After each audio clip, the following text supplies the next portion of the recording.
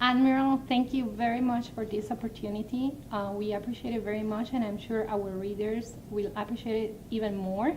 So, in figures, what would you say are the most important achievements of Operation Martillo during its first year of life?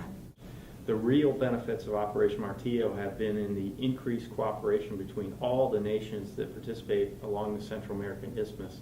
So all the nations that are located there, the United States, European partners, Canadians, etc., have been working more closely than ever in my 30 years or so working on this particular problem set as a direct result of Operation Martillo. So I know you asked for it in figures, I'm going to follow that up, but I would say the number one success of Operation Martillo has been the increased cooperation between all the nations that are participating in combating this threat.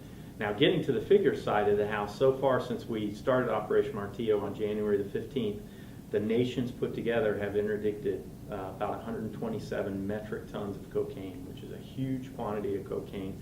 Most of that fleeced up in the air or on the water before it even gets onto the landmass of Central America and creates the corruption, crime, gang problems that are associated with it. So we've been able to police up all that product before it even gets on the landmass. In addition, we've been able to take down, and I have some of the statistics here since we began the operation, 56 go-fast boats. Typically, those go-fast boats carry about a metric ton of cocaine each. 6 pangas, 2 motor vessels, 2 semi-submersible, those dangerous craft, 2 sailing vessels, 6 vehicles, 7 fishing vessels, and 12 aircraft, as well as all those individuals who were operating those craft, who are now witnesses and evidence that we can use to not only take down those individuals who are operating the craft, but more importantly, the organizations that have been sending those craft towards their neighbors in an attempt to get the drugs to the markets where they're consumed. So we talk about the figures, but how about changes in illicit traffic routes? Have you seen a change? Yep, that's an excellent question, and what I would say the answer to that is yes, but we're not done yet. Operation Martillo, as you know, was designed to deny or significantly hamper the ability of the traffickers to operate in the littoral routes along both sides of the Central American Isthmus and force them into the deep water routes. What I would tell you is we have not achieved that on both sides of the isthmus. On the Caribbean side, we have been able to change some of the trafficking patterns. I can't tell you in detail, but we have seen strategic shifts in the trafficking patterns in the Western Caribbean. In the Eastern Pacific side, we're still working on that. We've seen some shifts, but I would tell you on the Pacific side, we've got a lot more challenges than we do on the Caribbean side in significantly changing those routes. One thing I will say about routes outside of Central America is we have not yet been able to sense significant shifts into other routes, for example, deeper into the Eastern Pacific or to Asia, or through the Central Caribbean and Eastern Caribbean. Those routes still are essentially the same as they were before, but we're constantly trying to sense those routes. We also have not seen shifts in conveyances yet. The traffickers still prefer to use about 80% maritime, about 20% air. Haven't seen significant shifts into other things like containers or other types of craft yet, but we're constantly monitoring that, and this is a very elusive adversary who does everything possible to hide things from us. So it remains a challenging thing.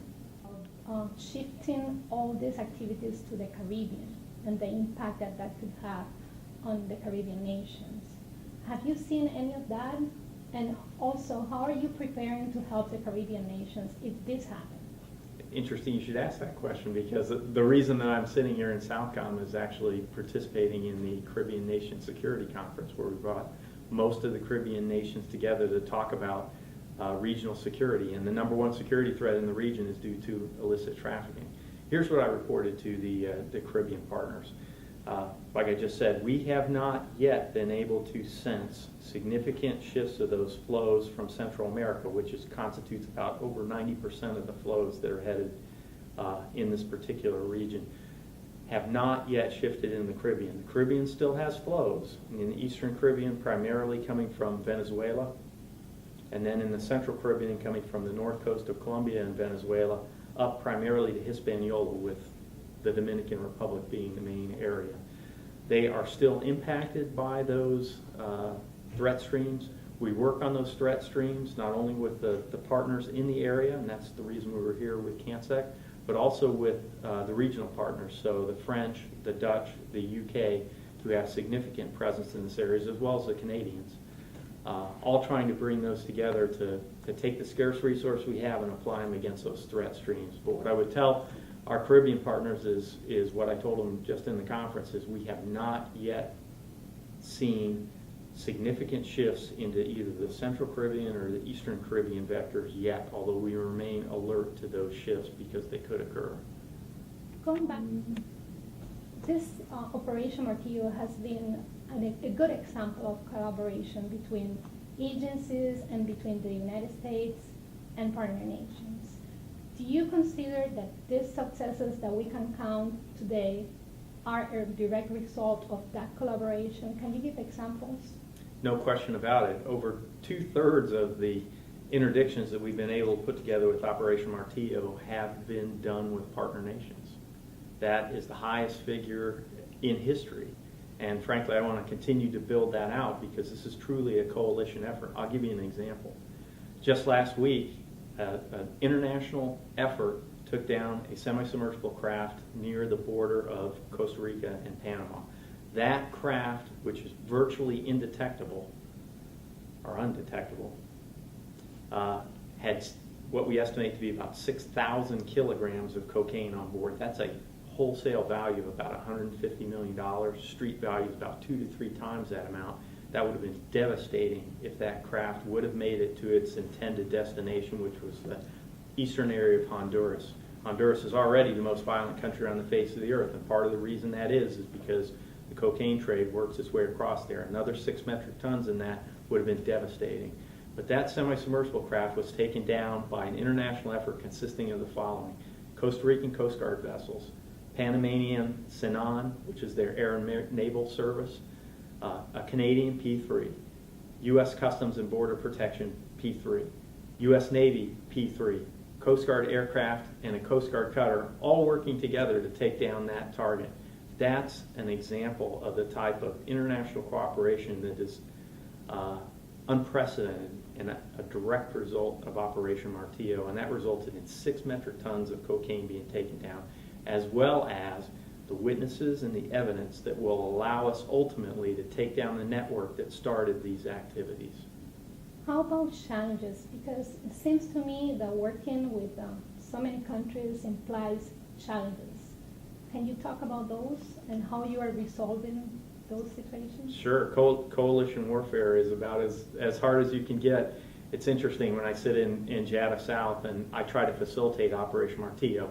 I'm not the owner of Operation Martillo. Operation Martillo is actually owned by all the partners and the stakeholders who contribute to this enterprise. JIATF-South plays an important role because we facilitate it, but there are many of these assets that don't work for me. For example, in this semi-submersible takedown, the only assets that were working for me were the U.S. assets under JIATF-South take-on, so the Navy aircraft, CVP aircraft, and even the Coast Guard ships. Only at the beginning, they later shifted tactical control back to the Coast Guard and were working for the Coast Guard directly, not JIATF-South.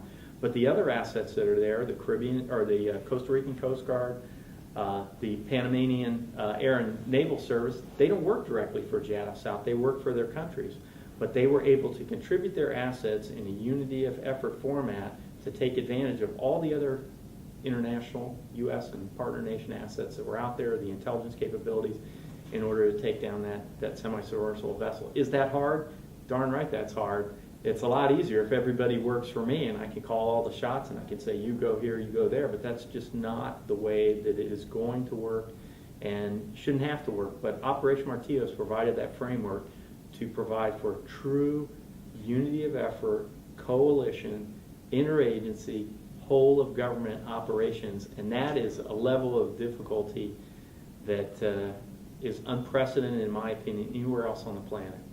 For this, you've got to take them down, you've got to collect evidence, you've got to put it in the judicial system, get these guys in jail, etc., and that adds a whole another level of complexity and difficulty on coalition operations. After a year of working with Operation Martillo, I would say that you probably have developed new techniques and procedures that could be applied to other circumstances. Could you speak about that? Sure. The takedown of this semi-submersible vessel is an example of that. The ability to develop high caliber intelligence to be able to get these very dark, highly mobile, asymmetric targets, and the ability to have the operational procedures in place to be able to deal with every type of partner, from very sophisticated partners like the Canadians and their P3s, which are high-end equipment, all the way down to partners who have more challenges on resources like the Costa Rican Coast Guard, which just has very small vessels with very little detection and monitoring capability. The operational procedures, the command and control background, backbone, the information sharing ability to do that on a tactically actionable basis where you may only have a very short time to be able to work a target set, all that type of stuff is where we want to build on in the future, and all that type of stuff is exportable to other realms, and that, coincidentally, was one of the things that I brought to the group here in CANSEC for the Caribbean nations to be able to take on board and try to replicate those type of procedures and successes we've had in Operation Martillo. That's one of the main messages I brought to them with Operation Martillo, is the ability to have the command and control structure, the information sharing ability, the intelligence ability, the ability to use any type of asset that might be available to you in order to achieve a truly regional and strategic effect. That's the message that I brought to them. 13. What are the main goals that you have for Operation Martillo? Well, we're actually in the process right now of looking at Operation Martillo. We don't want to become stale, and we want to make sure that we're adjusting things. I think the reality of what we're going to have to do with Operation Martillo is, number one, we're going to have to deal with the resource challenges that all of us have. Unfortunately, from the United States side, we're in a very difficult budget and resource environment, and we're going to have to adjust to that downrange. We're going to have to make our assets even smarter than they are today, even more capable than they are today. We're going to have to increase our cooperation and our capacity building with partner nations. All that type of stuff we're going to have to do. But the maturation of Operation Martillo is going to take us beyond where we are right now. So right now we've been dealing mostly with go fast and semi-submersibles, things like that. We are going to, in the next iteration of Op Martillo, add on things like a container initiative. So we've stood up a container intelligence cell at JIATF-South that's going to focus on container movements through the area and try to synchronize that with Operation Martillo. We're also going to try to synchronize our counter-threat financing efforts, which deal with bulk movements of cash, sometimes by these same go-fast boats that deliver product up north. They bring bulk cash down south. These organizations also have to finance their operations, which creates vulnerabilities that we can track their financial flows. So we're going to bolt those things, I call them bolt-ons, we're going to bolt those things onto Operation Martillo, these other efforts, and try to bring them into the fight. We're also going to try to work some sensing operations with non-core, and what I mean non-core Martillo partners. These are partners that primarily because of geography are not in the threat streams. We're going to try to work closely with them. So for example, Peru, Chile, Brazil are examples of some things where we want to run some sensing operations around the flanks to make sure that while we've been focused on the Central American Isthmus, that there are not things that we're missing on our flanks. So we're going to try to bolt on some operations there. Again, very resource challenged environment, so we're going to have to be really smart with the way that we're doing things. But we're going to take Op Martillo to another level beyond where it is now. What I would tell you is I'm extremely flattered and honored to be with you today, and one of the parts about Operation Martillo I think has really been a success story is the branding part of that. The fact that each of us, whether it's the United States, whether the partner nations, can each in a public forum come forward and proudly stand together and say, we're a part of Operation Martillo, we're contributing to Operation Martillo, we stand shoulder to shoulder with everybody along the Central American Isthmus, with our partners in the Caribbean, with our partners in South America, all standing together against this threat. So outlets like this, where I can proudly trumpet that I'm a member of Operation Martillo, and I'm incredibly proud of all the other members of Operation Martillo out there, I think is exactly the fora that we need to do. And I'm going to continue trumpeting this message as we drive forward on Operation Martillo. So thank you very much for having me here. Arnold, thank you so very much for this opportunity, and I'm looking forward to another interview next year to talk about the results of Operation Martillo during 2013. That's what we're all about, partnership. The perfect combination.